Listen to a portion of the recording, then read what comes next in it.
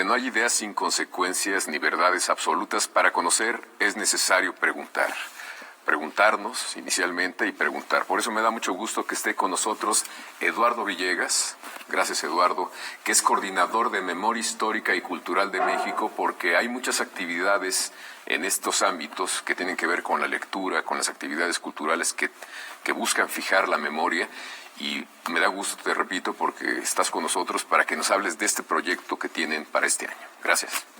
Muy agradecido de la invitación, Javier, y con mucho gusto vamos a estar aquí platicando con todas ustedes acerca de las conmemoraciones que hay ya preparadas para el próximo año y que tienen que ver con 3 grandes fechas para nuestro país.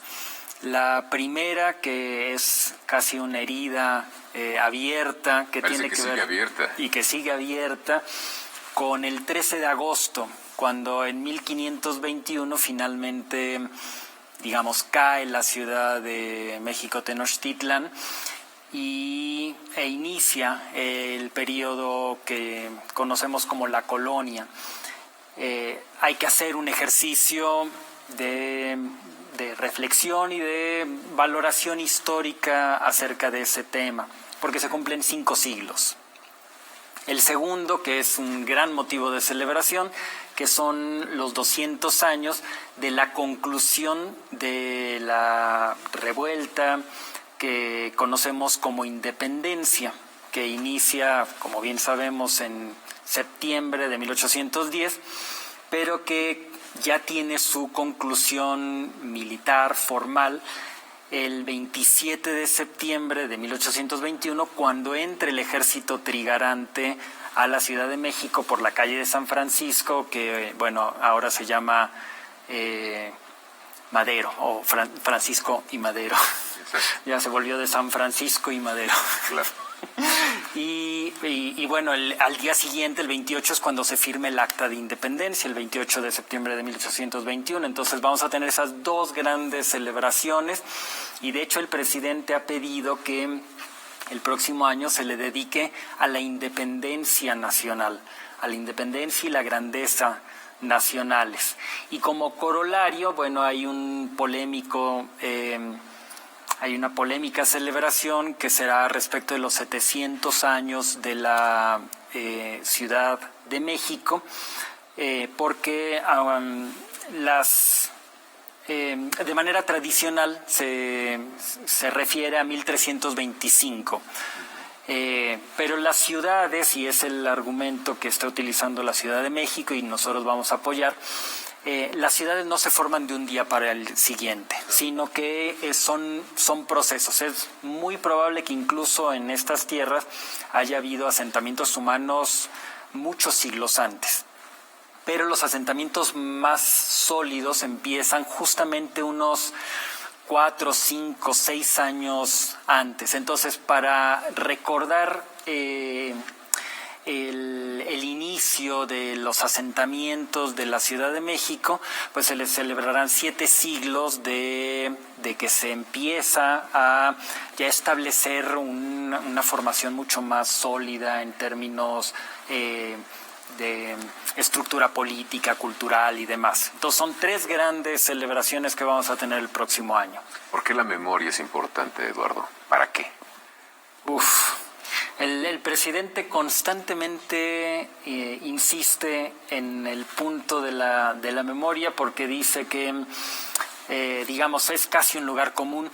Para saber a dónde vamos es necesario tener claridad de dónde venimos. Y la memoria es precisamente eso, el estar constantemente recordándonos de dónde venimos. Porque una cosa es simplemente la historia, en donde pues tenemos fechas, tenemos acontecimientos que son casi objetivos, separados de nuestra intimidad. En cambio, la memoria es aquello que nos constituye como individuos y como naciones.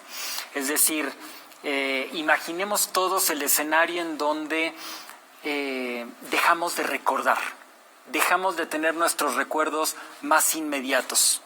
¿no? Que llega a pasar de una manera terrible con quienes tienen alguna enfermedad como el Alzheimer, que ya no puedes recordar lo inmediato. Tu personalidad se empieza completamente a diluir. Y eso es de alguna manera lo que sucede como pueblos, como naciones. Es decir, que necesitamos ese asidero. Y eso es precisamente la memoria, no simplemente los acontecimientos del pasado que aprendemos en un libro, qué sé yo, sino esos asideros que tenemos como individuos y como pueblo para decir, esto soy. Es decir, me identifico hacia un cierto pasado. Por ejemplo, el presidente insiste en 4 transformaciones de la vida pública del país. Ese es un asidero que el presidente ofrece como interpretación del pasado y como una memoria viva. Porque es decir, hay 3 grandes momentos en la historia del país que debemos estar constantemente recordando, y todos son momentos de liberación. El momento de liberación que viene con la independencia, el momento de liberación que viene con la reforma, el momento de liberación que viene con la revolución, y todas marcan una cierta pauta, y son sus asideros precisamente para interpretar quiénes somos y hacia dónde vamos. Digamos que refuerza el tejido social, el uso de la memoria histórica. Sí, por supuesto. Por eso hacía el ejemplo con nosotros como individuos. Nosotros como individuos sin memoria, sin nuestros recuerdos de cuando éramos niños, de cuando fuimos adolescentes, etcétera, pues te quedas incluso como completamente en blanco. No sabes hacia dónde tienes que ir porque no sabes de dónde vienes. Y como pueblos es lo mismo. Generalmente, pues, todos los presidentes que llegan siempre tienen o forman o dicen, de ese asidero me voy a detener. Algunos invocan a algunos héroes patrios. Y pienso, por ejemplo, que en el sexenio de Calderón se habló mucho del voltear también al pasado, y terminaron en festejos. Recuerdo bien que fue como un paseo de reliquias, ¿te acuerdas? ¿Cuál es la diferencia de esta visión que tienen ustedes ahora, de esa otra visión como de relicario, de pasear los restos de los supuestos héroes, porque después nos dimos cuenta que no eran tales, por todo el país? Pues un poco son como los héroes de cartón, ¿no? Como los héroes de cartón que nos pasearon también a propósito del bicentenario, o el inicio del bicentenario de la independencia, que eran héroes de cartón, es decir, como de dientes para afuera. Por ejemplo, constantemente en la historia se ha referido a Morelos, o a Hidalgo, o a Juárez, incluso a Cárdenas. Se les ha utilizado a Zapata, a Carranza, a muchos de estos personajes de la historia. Se les ha constantemente requerido en la historiografía, en la ideología oficial. Y efectivamente uno se puede preguntar, pues, ¿cuál es la diferencia? Y pienso en aquel famoso dicho de exaltar a los indios muertos, pero someter a los vivos, ¿no? Y el mejor indio es el indio muerto. El mejor indio es el indio muerto. Entonces, de alguna manera, eso es lo que venía sucediendo en la historiografía oficial. Por ejemplo, Morelos fue una constante en los últimos sexenios. Y si uno revisa, qué sé yo, los sentimientos de la nación, en donde hay una verdadera apología por la justicia social, uno se pregunta, bueno, ¿y qué tiene que ver el exaltar a Morelos, o a Guerrero, o a Hidalgo, con precisamente el tipo de políticas públicas que se están implementando, ¿no? Entonces, digamos, la diferencia, para hacer la respuesta concreta, la diferencia sería que esos referentes se vuelven en verdaderos hitos, en verdaderos marcas del pasado de cómo hay que conducirse. Si uno piensa que Hidalgo hace la abolición de la esclavitud, o bueno, proclama un decreto que no tuvo el efecto legal conducente, pues, pero él ya estaba preocupado por abolir la esclavitud desde 1810, es decir, poco después de levantarse en armas, ¿no? Exacto. Entonces, ese es el tipo de referentes que ahora nos preocupa tener. Tenemos que ir a un corte, Eduardo, y regresamos contigo. Muy bien.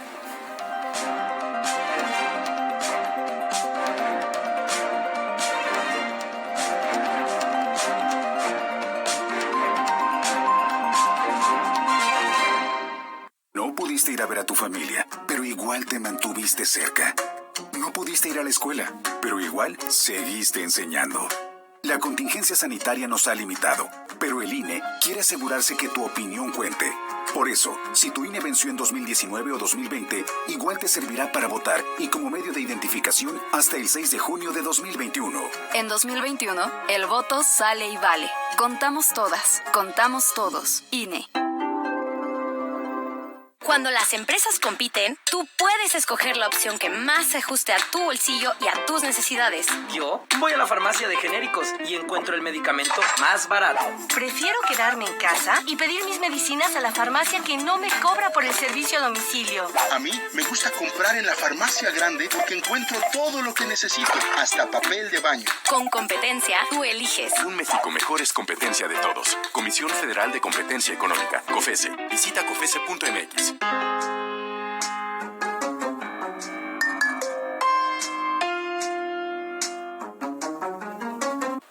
Gracias por seguir con nosotros. Les recuerdo que está aquí en el estudio Eduardo Villegas, que es el coordinador de Memoria Histórica y Cultural del Gobierno Federal.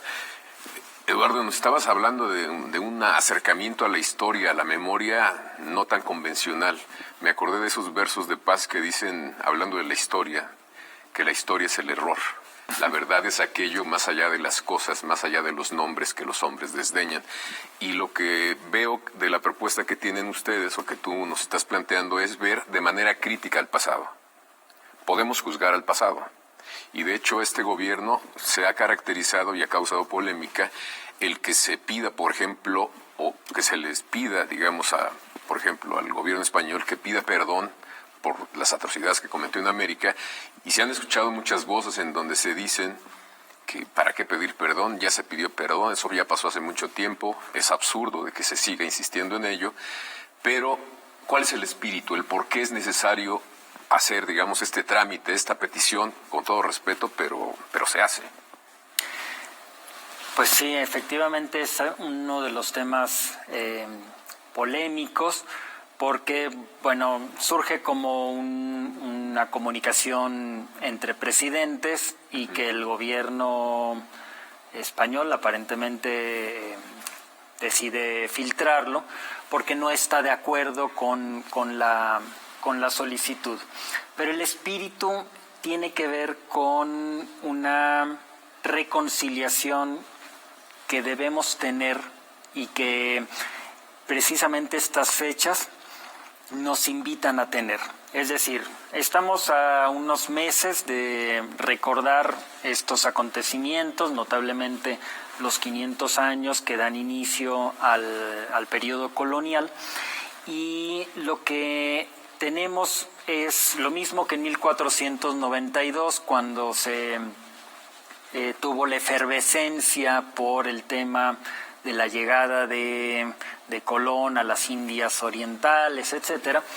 En el caso de nuestro país, lo que tenemos es un sentimiento todavía vivo, todavía muy arraigado de incluso odio, porque hay que decirlo de esa manera, hacia el pueblo español. Y esto obedece a las múltiples atrocidades que se cometieron durante el periodo colonial y que están registradas en crónicas, etcétera, ¿no? El librito, por ejemplo, de Svetan Todorov sobre América, la conquista de América, pues relata precisamente todos este tipo de detalles, ¿no? Que uno con mucho pesar lee. Entonces, en ese contexto, el presidente, más que una revancha, lo que está planteándose es una reconciliación, y por eso el planteamiento tiene que ver hacia afuera y hacia adentro.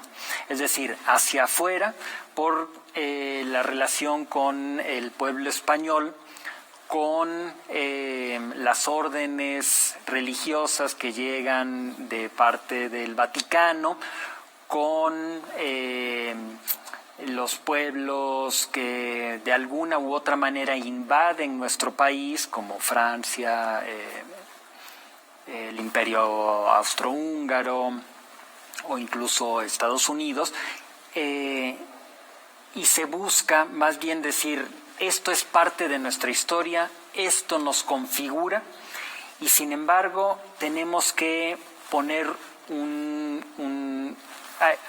digamos un río de por medio, agua de por medio, y decir, esto necesitamos darle un cierre de ciclo. Y hablaba yo de afuera y adentro, porque esto es hacia afuera, pero del mismo modo el Estado mexicano tiene una gran deuda hacia el interior, es decir, hacia pueblos que han sido sometidos de manera brutal por el Estado mexicano, o incluso poblaciones que de manera xenófoba han sido masacradas. Estoy pensando notablemente en la población yaqui, en la población maya, en los grupos de inmigrantes chinos, por hablar solamente de 3 muy representativos. Y el planteamiento, por eso decía yo, es integral, es sí hacia afuera, decir, creo que se merece un reconocimiento de que hubo excesos, y nosotros también lo vamos a hacer hacia el interior. Es decir, el Estado mexicano cometió excesos hacia su propia población, hacia grupos migrantes. ¿Sí sirve eso entonces? Pues sirve en el sentido de que se trata de justo lograr una reconciliación con quienes somos y cómo nos hemos conformado. Un poco en el sentido de lo que hizo el presidente alemán Brandt cuando va a dejar un buque de rosas a un monumento dedicado al Holocausto nazi. Bueno, Angela Merkel lo hace también constantemente y no tiene ningún problema tampoco. Pero Willy Brandt se arrodilla y dice, quiero pedir perdón. O sea, no estaba en el guión. Y entonces, un poco inspirado en esto, es que el presidente invita a estos representantes de otros estados a repetir ese gesto, que es un gesto simbólico importantísimo para decir, a ver, necesitamos poner agua de por medio, pero se requiere ese gesto simbólico. Bueno, vamos a un corte y regresamos contigo.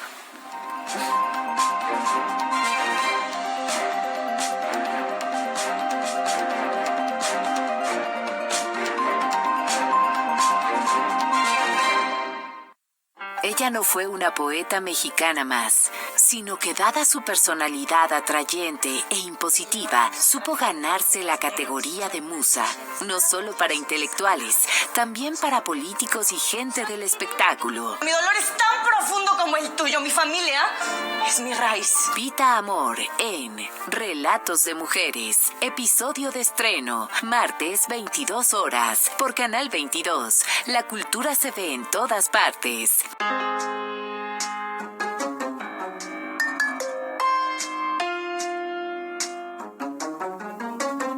Seguimos con Eduardo Villegas. Eduardo, entonces el pasado no ha pasado. El pasado está presente, es un presente vivo. Sí, y tan está vivo que seguimos viendo, por ejemplo, muchos debates. El año pasado estuvo el debate por Valentín Campa, porque el presidente pidió que se llevara a la Rotonda de las Personas Ilustres a Valentín Campa y a Demetrio Vallejo, el que fue durante muchos años el presidente del Partido Comunista. Y esto todavía, no te creas, genera sus diferencias, ¿no? Hay una inercia, ¿no? Incluso entre los académicos dedicados a la historia, ¿no? Que, digamos, siguen arrastrando las mismas visiones para replantear las cosas, pero solamente en ese marco. No ven como más allá para darse cuenta que hay otros personajes que podrían estar, en este caso, por ejemplo, en el panteón de las personas ilustres, ¿no? Sí, pero yo lo pensaba en el sentido de que incluso movimientos políticos contrarios al presidente, pues una de los adjetivos que le utilizan es que es socialista y es que vamos a hacer como Venezuela y vamos a hacer como Cuba y demás. Y entonces, claro, se habla de Demetrio Vallejo o de Valentín Campa o de Arnoldo Martínez Verdugo. Y entonces, claro, ahí se ve con toda claridad, ¿no? Es puro debate ideológico, y ni siquiera es debate.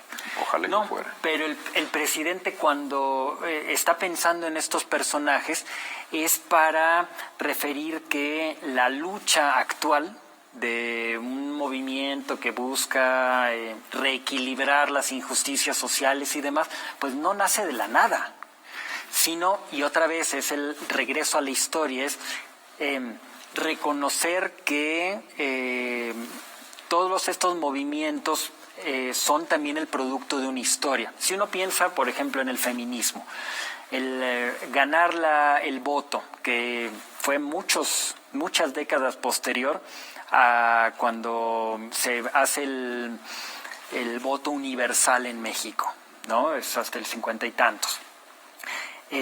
Pues también es el producto de las sufragistas, de muchas mujeres que estuvieron ahí y que hay que reconocerles. Entonces es un poco, digamos, haciendo una analogía, algo similar a que el tipo de democracia que hoy tenemos, no solamente por el gobierno que representa Andrés Manuel López Obrador, sino en general la democracia que hoy todavía está en proceso de maduración, pero que es sin duda mucho más sólida que antes, es gracias a movimientos que tienen que ver con los ferrocarrileros, que tienen que ver con médicos, con los maestros, médicos, con muchísimas personas que han ido quedando relegadas, y que justo la idea de colocarlas nuevamente en el centro de pues del recuerdo es reconocerles que han forjado patria. Es democratizar la historia, dijeron. Sí, claro. Más allá de los grandes nombres y de las grandes fechas. Por ejemplo, hace unos días estuvimos celebrando los 100 años, todavía vive, María de Jesús de la Fuente Casas, viuda de Pablo Higgins. Todavía vive la señora María, que es todavía muy lúcida, se encuentra. Y es reconocerle, sí, que fue la compañera de lucha de Pablo Higgins, un gran muralista estadounidense que se volvió mexicano, pero ella también tenía su propia historia como luchadora social, como creadora de kinders, como la primera mujer que hizo defensorías de oficio, etcétera. Entonces, se trata de ir colocando también a este tipo de personajes que no son los grandes nombres, pero que han ido forjando, digamos, los espacios de los que hoy gozamos de libertad, de democracia y demás. Es bastante interesante porque la historia entonces se está viendo como un gran mural, como un gobelino con muchos elementos que sostienen incluso las causas de las caras más visibles de la historia, ¿no? No hay, digamos, movimientos sin una base, sin una estructura social fuerte que los haya sustentado y empujado también a hacer las cosas, ¿no? Sí, sin duda, por eso es constantemente en todos los ámbitos, incluso no solamente de personas, sino de cosas. Por ejemplo, tenemos un programa muy lindo de recuperación de nuestra riqueza alimentaria, en donde es recuperar, por ejemplo, el maíz y todas las virtudes que tiene el maíz, o el amaranto, que es un alimento que la propia NASA ha reconocido que es de mucha utilidad para los viajes, pensando en viajes interestelares y cosas así, que se llevarían amaranto.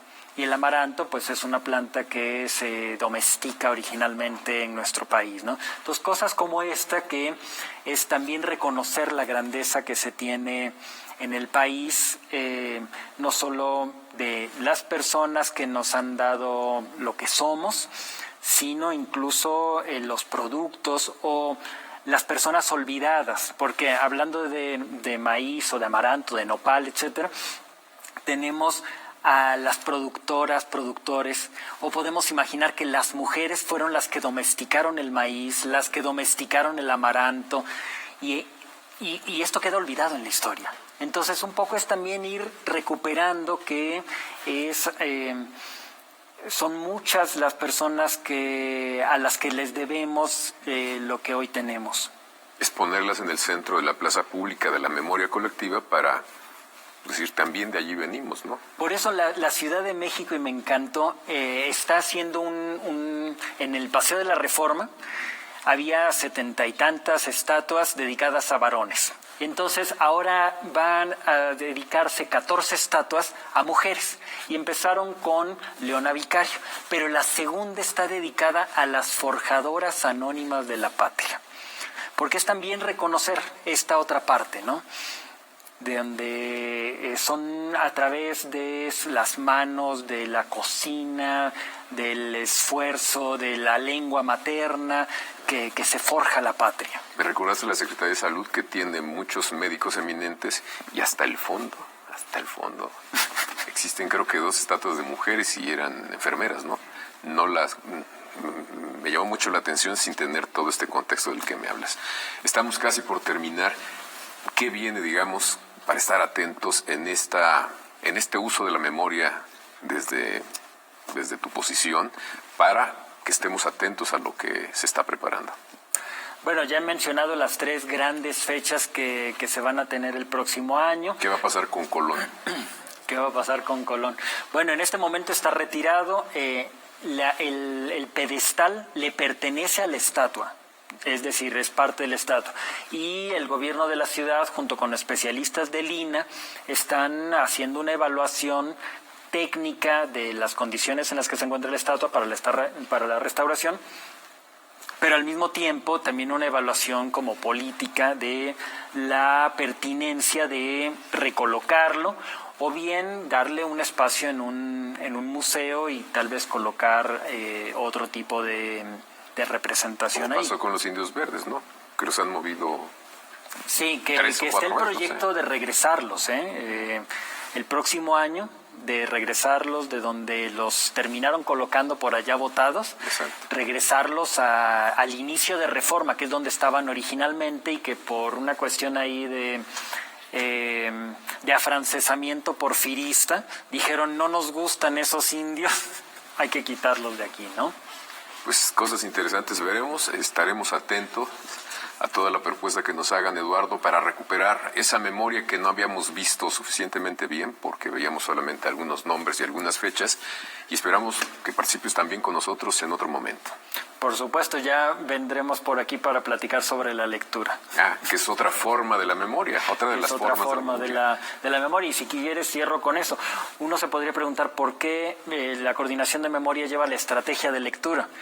Y el presidente lo tiene muy claro. Es porque para poder tener un pueblo con memoria necesitas que sepa leer. Porque es precisamente a través de la documentación escrita donde principalmente se puede acceder a la memoria. Son nuestra memoria extendida, pues sí, nuestro disco duro. Gracias, Eduardo, y gracias a ustedes por acompañarnos aquí en Debate 22, y los esperamos la próxima semana.